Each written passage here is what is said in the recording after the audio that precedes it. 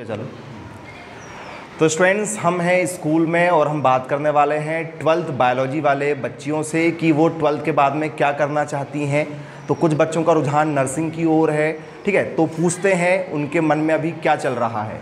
तो बेटा आप अभी 12th क्लास में बायोलॉजी से हैं। yes. क्या नाम लिखते हैं आप अपना? वैष्णवी स्ट्रेटर। ओके, और 12th के बाद में आप क्या करना चाहते हैं? PNST देना है आपको। ओके, तो PNST में आपको पता है क्या क्या सब्जेक्ट आते हैं? फिजिक्स, केमिस्ट्री जी, फिजिक्स, केमिस्ट्री, बायोलॉजी, जीके और इंग्लिश, है ना। ये 5 सब्जेक्ट इस बार से कॉमन हो चुका है। पहले जीके नहीं था, लेकिन 2024 से अब जीके कॉमन हो चुका है। तो 20-20 नंबर का, ठीक है, ये 5 सब्जेक्ट रहेंगे। 100 नंबर का पेपर होना है, ठीक है। पूरे मध्य प्रदेश में 1860 सीट है। 1 लाख के आसपास में फॉर्म भराए जाते हैं। बच्चे कितने सेलेक्ट होना है? 1860 बच्चों का सिलेक्शन होना है। 2 तरीके के कॉलेज हैं, एक कॉलेज है DME और एक कॉलेज है DHS। क्या होता है आपको पता है? DME कॉलेज नहीं मालूम? DME कॉलेज होता है, ठीक है, मेडिकल कॉलेज। यदि आपका सिलेक्शन होता है तो जो बड़े बड़े मेडिकल कॉलेज आज के समय में खुल रहे हैं, जैसे छिंदवाड़ा मेडिकल कॉलेज है, तो ऐसे कॉलेज मिलते हैं, ठीक है। तो जिसमें आपको लगभग 8 या 10 हज़ार रुपये साल का खर्चा है अपने जेब का। स्कॉलरशिप मिलेगी आपको 42 हज़ार रुपये साल। लगना कितना है खर्चा साल का? 8 से 10 हज़ार का खर्चा लगना है और स्कॉलरशिप कितनी मिलनी है? 42 हज़ार रुपये मिलना है, ठीक है। तो जेब का कुछ नहीं लगना और घर पैसे लेकर आ जाओगे, ठीक। रहना खाना पीना सब उनके तरफ से रहता है, या अलग से हॉस्टल रहती है तो उसका खर्चा 500 रुपये महीना या 800 रुपये महीना रहता है, मतलब पैसे बच जाएंगे। और DHS क्या होता है? DHS होता है हॉस्पिटल वाला, ठीक है, ट्रेनिंग सेंटर। मतलब आप पढ़ेंगे कॉलेज में और ट्रेनिंग के लिए कहाँ जाएंगे? हॉस्पिटल जाएंगे। तो आपने देखा होगा ना, वाइट कलर के, ठीक है, ब्लेज़र डालती हुई लड़कियां लोग जो हैं कहाँ जाती हैं? हॉस्पिटल जाती। तो हॉस्पिटल वाली होती हैं DHS, और DME कौन सी होती हैं? जो मेडिकल कॉलेज में ट्रेनिंग के लिए जाती हैं। तो DHS में 1 रुपये नहीं लगता है। यदि आप हॉस्पिटल वाले में सेलेक्ट होते हैं, DHS कॉलेज का चुनाव करते हैं, आप पास होंगे, PNST का पेपर दिया, रिजल्ट आया और आपकी रैंक आ गई अच्छी, ठीक है। आपकी रैंक कितनी? 810 के अंदर आना चाहिए, क्योंकि DHS की कितनी सीट है? 810, और 1050 सीट किसकी है? DME की है। टोटल दोनों मिलाएंगे तो 1860 सीट है। 810 के अंदर में आओगे तो DHS मिल जाएगा। DME कब तक मिलेगा? 1860 सीट के अंदर में अपनी रैंक लाना है। 1 लाख फॉर्म डराते, फॉर्म तो कोई भी भर देता है, ठीक है। 1 लाख फॉर्म भराए जाते तो 1 लाख में से सभी 1 लाख बच्चे पास नहीं होना है। उसमें से मुश्किल से पढ़ने वाले बच्चे होंगे 10 हज़ार के आसपास। तो अपना कंपटीशन कितने लोगों से? केवल 10 हज़ार लोगों से, क्योंकि 1 लाख फॉर्म भराए जाते हैं। 30 हज़ार बच्चे तो पेपर देने भी नहीं जाते, वो शौक से फॉर्म भर देते हैं कि भैया अपने को फॉर्म भरना, फॉर्म आ गए, ठीक है। तो मजाक मजाक में फॉर्म भर देते हैं। अपना कंपटीशन केवल 10 हज़ार बच्चों से, लेकिन मेहनत अच्छी करना पड़ेगा। इस बार जो टॉपर आई है ईशा, उसके 74 पॉइंट कुछ नंबर हैं, क्योंकि रिजल्ट जब आता है तो नॉर्मलाइजेशन होकर नंबर 1-2 बढ़ जाते हैं, 1-2 कम हो जाते हैं। जैसे ही आप पेपर दोगे, पेपर होना है ऑनलाइन, पेपर आपने सबमिट किया, तुरंत वहाँ पर 100 में से कितने नंबर मिले आपको पता चल जाता है। 100 में से आपको कितने मिले? 70 नंबर मिले। अब 70 से आपके नंबर या तो 68, 1-2 नंबर कम हो जाएंगे, या तो 1-2 नंबर बढ़ जाते हैं। पेपर किस शिफ्ट का टफ आया है और ईजी आया है, क्योंकि पेपर चलते हैं 3 दिन तक, 4 दिन तक, सुबह फिर दोपहर की शिफ्ट में, ठीक है। तो पेपर यदि क्या हुआ टफ आ रहा है तो क्या हो जाता है, कई बार नंबर बढ़ जाते हैं। तो घबराना नहीं होता है। आपको 100 नंबर के पेपर में से यदि आप 60 नंबर लेकर आते हैं तो आपका सिलेक्शन आसानी से हो जाएगा और मनपसंद कॉलेज मिल जाएगा। और जैसे ही आपको कॉलेज मिलता, 4 साल की BSc आपकी नर्सिंग रहेगी, ठीक है। 4 साल की BSc नर्सिंग करोगे, उसके बाद में 6 महीने की ट्रेनिंग है। इसके बीच में आपको 20 मेडिसिन लिखने की परमिशन मिल जाती है। मतलब आप, ठीक है, नर्सिंग ऑफिसर बन जाते हो, आप ट्रीटमेंट कर सकते हो अपना छोटा सा क्लिनिक चला के। और यदि आप MSc नर्सिंग और कर लेते हो उसके आगे, तो फिर आपको, ठीक है, 40 से 60 मेडिसिन लिखने की परमिशन मिल जाती है। और एक और छोटा सा कोर्स होता है, डिप्लोमा कोर्स, ठीक है। 1 साल और 2 साल के अलग अलग होते हैं हर राज्यों में। उसके बाद में आप अपने नाम के सामने डॉक्टर भी लिख सकते हो। तो ये सारी प्रोसेस बिना नीट एग्ज़ाम दिए की है।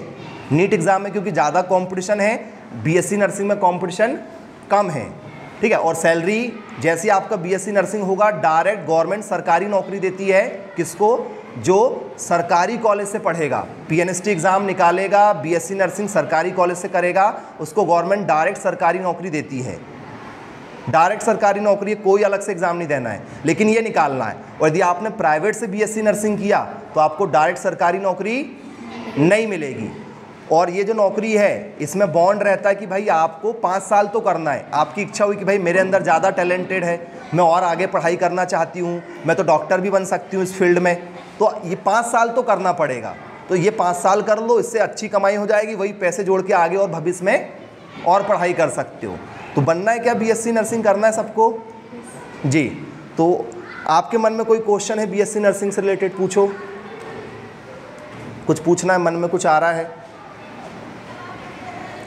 तैयारी के लिए 11th-12th पूरा पढ़ना है, ठीक है। जो आपने 11th-12th पढ़ा ना, स्टेट बोर्ड से हो, सीबीएसई से हो, मध्य प्रदेश के बच्चे भी दे रहे हैं इस एग्ज़ाम को और अदर स्टेट के भी, दूसरे राज्य के बच्चे भी, ठीक है, आपके कॉम्पिटिटर रहेंगे, आपके प्रतिद्वंदी हैं। तो मध्य प्रदेश के ही नहीं, दूसरे राज्य के बच्चे भी रहेंगे। हालांकि उनकी कम सीट है, ज़्यादा अपने को प्रायोरिटी दी जाएगी मध्य प्रदेश के बच्चों को, अदर स्टेट के बच्चों को प्रायोरिटी थोड़ी सी कम दी जाएगी, ठीक है। तो आपको मेहनत करना है, पूरा 11th पूरा 12th क्लियर होना चाहिए, थोड़ा सा एडवांस पढ़ना है। तो यदि आप 3 से 4 महीने अच्छे से पढ़ लेते हो या साल भर पढ़ लेते हो तो फिर आप तो आसानी से क्रैक कर लोगे, ठीक है। तो पूरे मध्य प्रदेश में, ठीक है, टॉप रिजल्ट की यदि हम बात करें तो अभी 1860 सीट में से 210 बच्चे सिर्फ अपने कोचिंग से पास हुए इस बार, और जो टॉपर बच्चे हैं वो भी अपने कोचिंग से पास हुए हैं, है ना। तो आप ऑनलाइन पढ़ सकते हो, आप सभी लोग, ठीक है, यूट्यूब पर सर्च कर सकते हैं, साइंस जोन एकेडमी, उसमें सब मिल जाएगा। और आप फ़ोन भी लगा सकते हो हमें, हमारे मोबाइल नंबर 9407384042, ये हमारा कोचिंग का ही नंबर है। आपको जो भी डाउट लगेगा फ्यूचर में 12th के बाद में, आप तुरंत कॉल कर लेना, ठीक है, सारी जानकारी हम आपको दे देंगे। फॉर्म कब आते हैं पता है आपको, किस मंथ में निकलते हैं, कुछ आइडिया है? अप्रैल में फॉर्म आते हैं। कब आते हैं फॉर्म? उसके लिए 12th का रिजल्ट ज़रूरी नहीं है। आप 12th का पेपर दे दिए हो, 12th के रिजल्ट का इंतज़ार नहीं करना, क्योंकि इस बार बहुत ऐसा हुआ, बहुत सारे बच्चे 12th का रिजल्ट का इंतज़ार कर रहे थे। इसमें 12th रनिंग चाहिए। आप 12th में हो, पेपर दे दिए हो, फॉर्म निकलेगा, फॉर्म भर देना है, रिजल्ट का इंतज़ार नहीं करना। रिजल्ट कब लगेगा? अभी रिजल्ट नहीं आया उसका, ठीक है। तो कब लगता है? अपनी मार्कशीट आ जाती है बाद में, तो अपने को मार्कशीट का इंतज़ार नहीं करना है। आपको पता है मैं 12वीं में पास हो जाऊंगी, बस पास लगना है, ठीक है। 45% बन जाएंगे 12वीं में आसानी से, सबके बन जाते हैं 45%, तो बस उतना ही रिक्वायरमेंट है, 45% होना चाहिए और आप फॉर्म भर सकते हो। तो पहले फॉर्म भरा दिए जाते हैं, 10वीं के मार्कशीट के आधार पर फॉर्म भरता है।